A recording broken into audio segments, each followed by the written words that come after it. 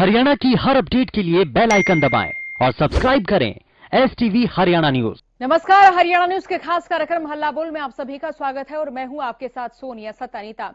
हल्ला बोल हमारे इस कार्यक्रम में हर रोज इस वक्त मुद्दा उठाते जनता से जुड़ा हुआ और जनता से ही इस कार्यक्रम में राय लेते हैं। आज हम मुद्दा उठा रहे साइबर सिटी गुरुग्राम का। साइबर सिटी गुरुग्राम के नाम से अपनी पहचान बना चुके गुरुग्राम में परेशानियों की भरमार नजर आ रही है। साइबर सिटी के बादशाहपुर इलाके की गलियों में भरे गंदे या फिर ये कहें कि गंदगी की वजह से लोगों को कई तरह की परेशानियों का सामना करना पड़ रहा है। हमारी इस रिपोर्ट में देखें कि यहाँ किस तरीके से लोग परेशान नजर आ रहे हैं।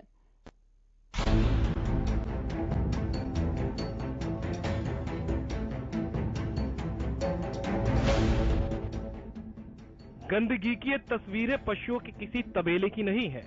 इन तस्वीरों की हकीकत जानकर शायद आप भी दंग रह जाएंगे। ये तस्वीरें हैं दुनिया के नक्शे पर अपनी पहचान बना चुके और साइबर सिटी के नाम से मशहूर गुरुग्राम की। साइबर सिटी में नाले और सीवर की सफाई के लिए भले ही करोड़ों रुपए खर्च किए जाते हों, लेकिन यहाँ आज भी सड़कों के किनारे और गलियों में गंदगी का अंबार आसानी से मिल जाएगा। बादशाहपुर इलाके में नगर निगम की तरफ से हर साल कई एजेंसियों को टेंडर दिए हुए हैं, लेकिन उसके बावजूद भी नालों और सीवरेज की सफाई नहीं हो पा रही। इससे जहां आमजन परेशान है, साथ ही वो अधिकारियों पर मिली भगत कर सरकारी पैसे के दुरुपयोग के आरोप भी लगा रहे हैं। हमारे यहाँ के पानी को कम से कम 6 महीना हो गए, नहीं तो इस पानी को कहीं बंद करा जा रहा है। हमने बहुत बार शिकायत आगे तक भी भेजी है और कई बार कहते हैं गंदगी इतनी हो रही है बराबर में कि घर से पाँव रखना भी बहुत ही मुश्किल हो रहा है और पूरी कॉलोनी परेशान हो रही है। इस कॉलोनी का कोई सुधार ही करने में राजी नहीं है।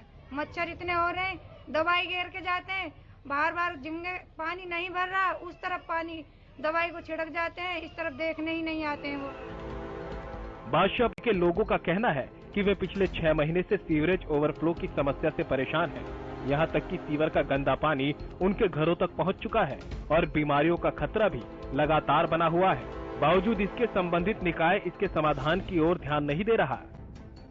6 महीना होगा और गंद में ना बच्चा अंतर लिखड़ा जाए ना बड़ा अंतर लिखड़ा जाए, इतना गंद फैल रहा, घर में भी बड़न लग रहा। हमारे शिकायत कई बार कर ली, कोई सुनाई ना कर रहा। ऐसे में बड़ा सवाल उठता है कि गलियों में भरे पानी की वजह से अगर कोई महामारी फैलती है तो इसके लिए जिम्मेदार कौन होगा। हरियाणा न्यूज के लिए गुरुग्राम से संजय राठौर की रिपोर्ट। तो आपने हमारी इन तस्वीरों में देखा कि गुरुग्राम में किस तरीके से गंदगी पसरी पड़ी है। इन गलियों की तस्वीरें आपने देखी और ये तस्वीरें देखकर आप अंदाजा लगा सकते हैं कि जब साइबर सिटी के नाम से पहचान बना चुके गुरुग्राम में इस तरह की तस्वीरें देखने को मिल रही हैं, तो सोचिए छोटे शहरों में और गांव में किस तरह की तस्वीरें देखने को मिलती होंगी। यहां आप ये देखिए, तस्वीरें आपको हम दिखा रहे हैं। हमारे रिपोर्ट में भी हमने ये तस्वीरें देखा, ये तमाम जो मामला है वो समझाया और दिखाया। यहां पर भी ये तस्वीरें देखिए किस तरह से यहां की गलियों में गंदगी भरी पड़ी है। यहां पानी नजर आ रहा है और सवाल यह है कि इस बदहाली का जिम्मेदार कौन है। और आप तमाम दर्शक जो इस वक्त इस कार्यक्रम को देख रहे हैं वो हमारे साथ जरूर जुड़ें, अपनी राय हम तक पहुंचाएं। ये मंच जनता का ही मंच है और इसी मंच के मार्फत हम जनता से उनकी समस्याएं जानते हैं। हम जानते हैं कि हम जो समस्या दिखा रहे हैं, क्या इसी समस्या के अनुरूप आप अपने इलाके में भी कोई दूसरी समस्या देख रहे हैं। जरूर फोन करें और जरूर हमारे साथ जुड़े, अपनी राय हम तक पहुंचाएं, अपनी समस्या से भी हमें आप अवगत कराएं कि आपके इलाके में भी क्या इस तरह की तस्वीरें देखने को मिलती हैं। और अगर आपको आपके इलाके में इस तरह की तस्वीरें देखने को मिल रही हैं तो जरूर साझा करें। अगर ऐसी तस्वीरें आपने अपने इलाके में पहले देखी हैं और किस तरह से यहाँ की ये जो बदहाली है, आपके इलाके की जो बदहाली है वो दुरुस्त की गई है, तो आप हमें वो भी बता सकते हैं कि अधिकारियों की क्या कार्यशैली रही, कितने वक्त में काम का सुधार हुआ, कितने वक्त में यहाँ की गलियों का सुधार हुआ। तो देखिए तस्वीरें आपको हम दिखा रहे हैं। यहाँ ये गली साइबर सिटी गुरुग्राम की है। अब देखिए यहाँ गंदगी पसरी हुई नजर आ रही है और साथ ही आप देखिए ये व्यक्ति गली से गुजर रहे हैं और कितनी मशक्कत गली से गुजरते वक्त इनको करनी पड़ रही है। एक बात और देखिए, यहाँ बिजली के खंभे आपको नजर आ रहे हैं जो कि पानी के बीच में ही है। अब सोचिए कि अगर यहां से कोई गुजर रहा है और कभी भी अगर इन गलियों में या अव्यवस्थाओं से यहां करंट दौड़ जाता है तो सोचिए कितनी भारी संख्या में यहां पर लोगों को नुकसान हो सकता है, कितने लोगों को यहाँ पर नुकसान हो सकता है। खंबा आपको नजर आ रहा है, ये भी पानी में ही है। तो यहाँ देखिए किस तरह से कीचड़ ही कीचड़ नजर आ रहा है, पानी भरा हुआ यहाँ पर नजर आ रहा है। देखिए ये व्यक्ति यहाँ से गुजर रहे हैं और कितनी मशक्कत यहाँ से गुजरने के लिए इनको करनी पड़ रही है। पशु भी यहाँ पर नजर आ रहे हैं, देखिए आवारा पशु भी यहाँ से चलते हुए नजर आ रहे हैं। तो देखिए किस तरह से यहाँ ये तस्वीरें यहाँ बदहाली दिखा रही हैं। और सबसे बड़ा सवाल तो यही है कि आखिरकार इस बदहाली का जिम्मेदार कौन है। तो कार्यक्रम में हमारे साथ दर्शक राजेश जुड़ चुके। राजेश, आप कार्यक्रम में जुड़ चुके हैं, क्या राय आप देना चाहेंगे और किस समस्या से अवगत कराएंगे?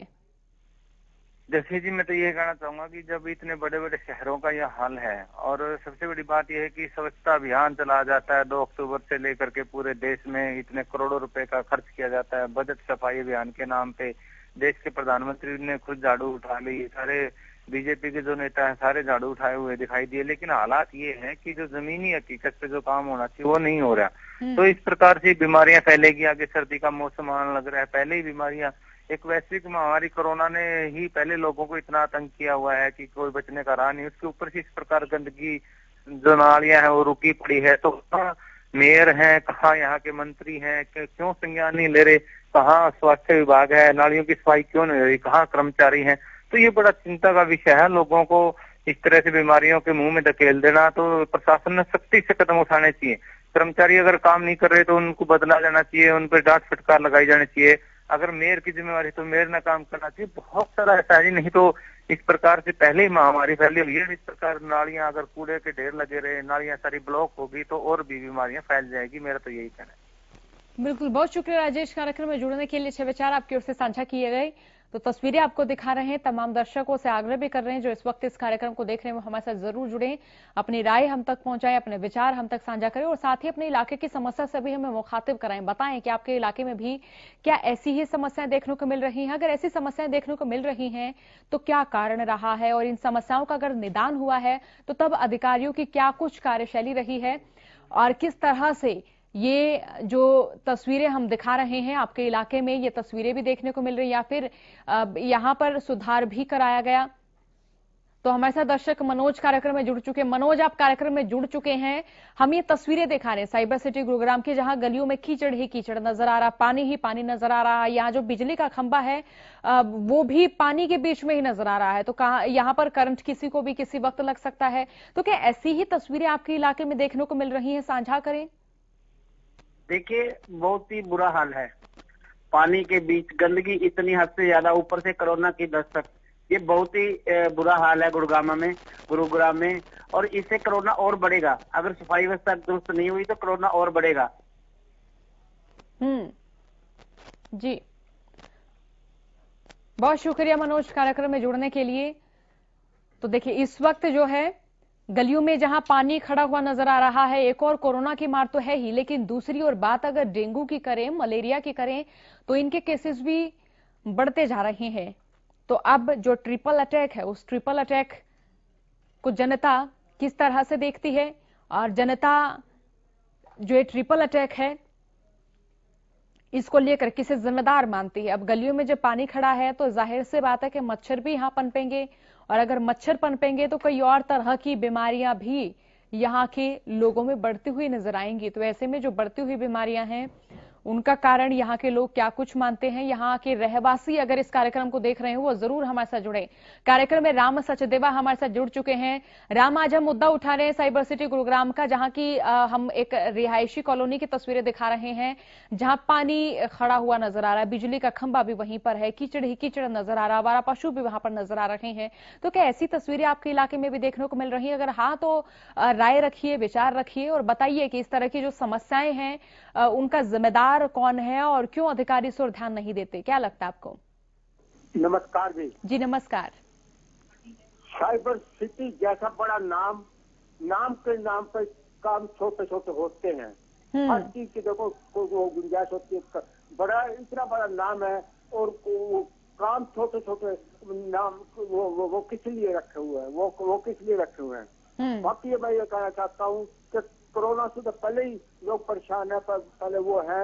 अगर ये मतलब वो करना चाहें और कुछ तो जिम्मेवारी खुद भी होती होगी। अगर गंद फैलता है वो अगर इससे मतलब गंद खुद भी साफ कर सकते हैं, कमेटी वाले तो वो करते हैं, वो अगर सरकार भी कुछ करती तो जनता को चाहिए, हर चीज को चाहिए अपनी सफाई रखें, वो करें। और सफाई ही सेहत को बनाती है, वो भी करती है, इससे बच्चे भी वो करेंगे। अगर सफाई करने में अपनी सफाई आप ही करें तो सबसे अच्छा होगा। इससे ज्यादा मैं क्या कह सकता हूँ। नमस्कार, जय हिंद, जय भारत, धन्यवाद जी। जय हिंद, जय भारत राम, बहुत शुक्रिया कार्यक्रम में जुड़ने के लिए। तो तमाम दर्शक जो इस वक्त इस कार्यक्रम में जुड़ रहे हैं वो अपने विचार हम तक रख रहे हैं, तो आप भी जो दर्शक इस कार्यक्रम को देख रहे हैं वो हमारे साथ जुड़ें और अपनी राय हम तक पहुंचाएं, ये विचार साझा करें। तो तस्वीरें आपको हम दिखा रहे हैं, लेकिन एक सवाल ये भी है कि इस तरह की तस्वीरें अगर साइबर सिटी गुरुग्राम से सामने आ रही हैं तो देखिए हरियाणा के जो छोटे शहर हैं, जो छोटे कस्बे हैं या फिर जो गांव हैं, वहां पर अगर इस तरह की समस्याएं देखने को मिलती होंगी, क्या इतना त्वरित निदान वहां पर इन समस्याओं का हो जाता होगा? क्योंकि साइबर सिटी में ये जो समस्याएं दिखा रहे हैं हम, ये कई महीनों से देखी जा रही हैं, इन समस्याओं का निदान भी नहीं हुआ है। तो ऐसे में क्या माने कि जब प्रशासन इतने बड़े शहर में, साइबर सिटी में ही लापरवाह नजर आ रहा है, या ये कहें कि प्रशासन इस तरह से लोगों की जिम्मेदारी के प्रति बेरुखी यहां दिखा रहा है, तो फिर गांव देहात में जो इस तरह की समस्याएं देखने को मिल रही हैं, तो कैसे उम्मीद की जाए कि उन समस्याओं का निदान भी जल्द से जल्द होगा, शीघ्र से शीघ्र इन समस्याओं का निवारण होगा? ये तस्वीरें बार बार आपको दिखा रहे हैं और लगातार दिखाकर हम तमाम दर्शकों से यही जानने की कोशिश कर रहे हैं कि ऐसी तस्वीरें क्या आपके क्षेत्र में भी देखने को मिलती हैं, क्या आपके इर्द गिर्द भी इस तरह की तस्वीरें हैं? तो देखिए आवारा पशु यहाँ पर चलते हुए नजर आ रहे हैं। आप देखिए कि अगर यहाँ कोई भी आवारा पशु सहसा बेलगाम हो जाता है तो कोई भी यहाँ बड़ी घटना घट सकती है। पानी के बीच में जो बिजली का खंभा खड़ा हुआ नजर आ रहा है, अगर यहाँ करंट दौड़ता है तो सोचिए यहाँ से गुजरने वाले कितने लोगों को जान की क्षति हो सकती है।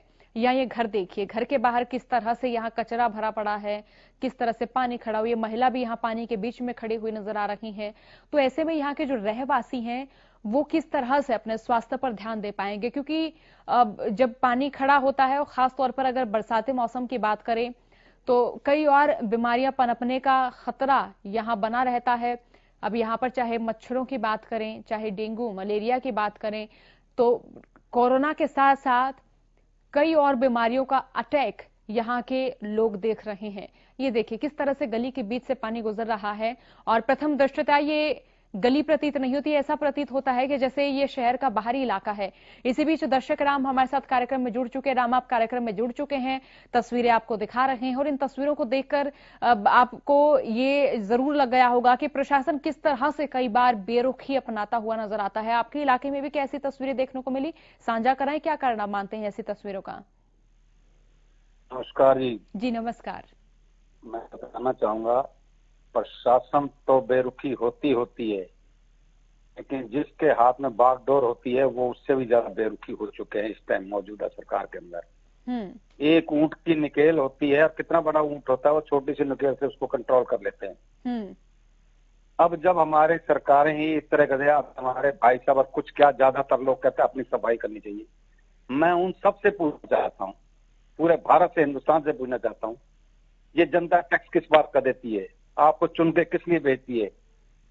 पानी पड़ोसी डालता है, अगर मना करते हैं तो झगड़ा करने के लिए तैयार हो जाते हैं। हेलो जी जी जी राम, आपको सुन रहे हैं जी। इसलिए मैं बार बार निवेदन कर रहा हूँ, सरकार टैक्स वगैरह देती है इसी बात का देती है, चुनती है इसी बात का देती है।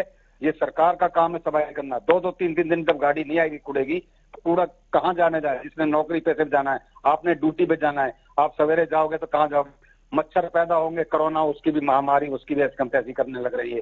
इन चीजों को सोचना होगा, लेकिन हमारी जनता अपने उस पर चले जाए। कभी कोई हिंदू मुसलमान भटक जाता है, कभी जातियों पर वोट दे देते हैं। मैं कह रहा हूँ, दावे से कह रहा हूँ, आपको न्याय मिल ही नहीं सकता अगर जातियों पर, हिंदू मुसलमान पे आप वोट दोगे, नेताओं को चुनोगे। नहीं चुनोगे तो फिर आगे जो डिक्टेटरशिप इसी वजह हो रहा है, इसी वजह से हो रही है। ये सिर्फ जनता की मेहरबानी से हो रही है, जनता भटक रही है और जनता को समझना होगा। धन्यवाद जी, बहुत शुक्रिया राम कार्यक्रम में जुड़ने के लिए।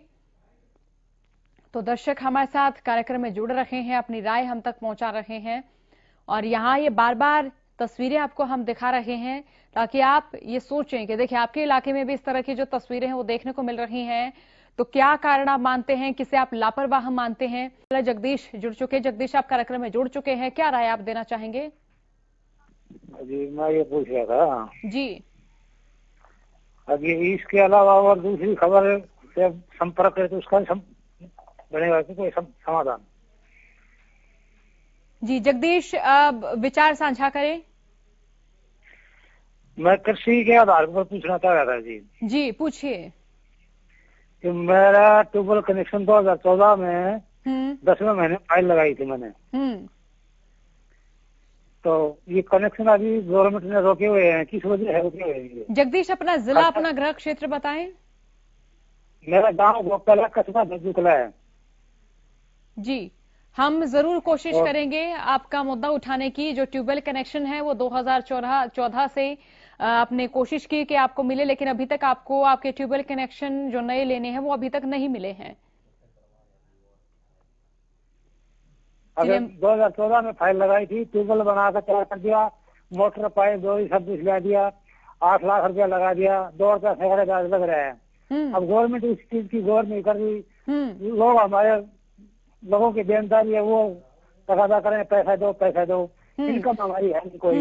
जगदीश, तो आपने अपने नजदीकी किसी अधिकारी से बात की ट्यूबवेल के मार्फत, नई मोटर के मार्फत? क्योंकि सरकार का कहना है कि नई मोटर तो तमाम किसानों को दे दी जा चुकी है, जिन जिन किसानों ने पैसे भरे हैं, पैसे जमा कराए हैं। मोटर हम अपने खुद के पैसे के लिए वो जी। चलिए, बहुत शुक्रिया जगदीश, बहुत शुक्रिया कार्यक्रम में जुड़ने के लिए। तो देखिए,